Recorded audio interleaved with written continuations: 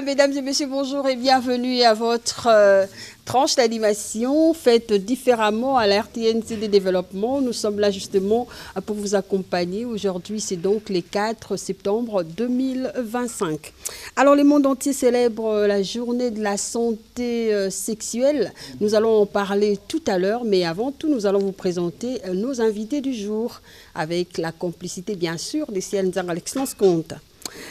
Nous allons recevoir pour vous Madame Mami Mikwaya. Elle est donc femme maraîchère de notre pays, la République démocratique du Congo. Avec elle, nous allons parler, n'est-ce pas, de l'agriculture comme clé du développement dans le monde entier. Vous savez, beaucoup de personnes négligent l'agriculture alors que c'est très, très capital. Madame Mami Mikwaya, elle nous vient de la Tchangou, précisément au site agricole de Tchangou, justement pour qu'on parle un tout petit peu, donner de la valeur sur l'agriculture, mais aussi parler des problèmes qui, au fait, régorgent, au fait, ce département très capital, parce que vous savez avec moi, dans le monde entier, l'agriculture a une place de choix.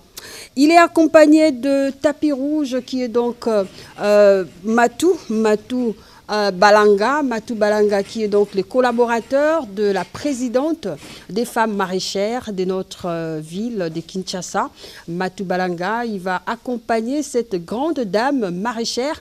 Les femmes maraîchères sont en fait négligées, mais finalement, aujourd'hui, on va comprendre que ce sont des personnes qui nourrissent nos ventres, Alors, nous allons aussi prendre, pour terminer, Maman Francesca Kimbembe. Avec elle, nous allons parler, n'est-ce pas, de la nourriture, en fait, manger bio pour vivre 100 ans. C'est pas facile, mais il y a quand même des conseils à vous prodiguer, justement pour que vous puissiez vivre 100 ans, même plus, comme à Bama, en Chine. Alors, nous ouvrons notre tranche d'animation d'aujourd'hui. On va commencer avec la chronique du jour.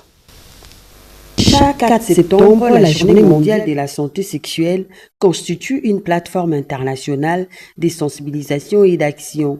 En 2025, bien qu'il n'existe pas les thèmes officiels uniques, de nombreuses initiatives nationales et régionales, telles que la Semaine de la santé sexuelle, mettent en avant des sujets clés pour améliorer le bien-être et l'épanouissement sexuel.